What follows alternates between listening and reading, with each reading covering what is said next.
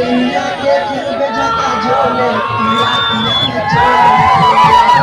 राजा जी गिर बिना बोले पिया पिया में चोली खोले पिया पिया में चोली खोले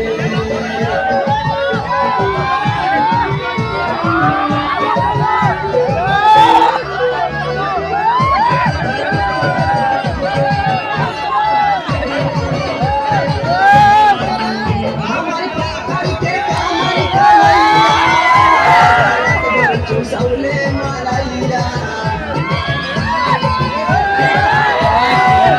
हमर पापड़ के कामर कलैया राजा रात भर चूसौले मलैया अपने खाला चोमीना छोले पूरा पिया में चोली खोले हमर राजा की दिन में ना बोले पूरा पिया में चोली खोले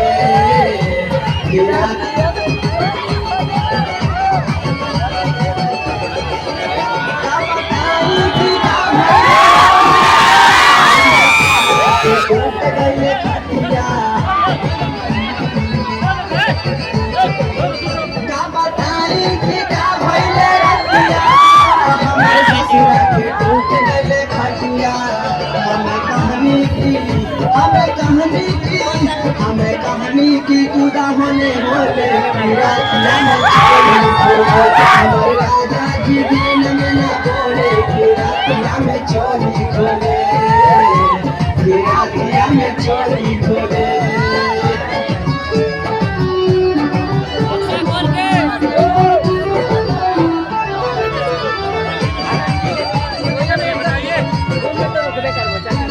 हटे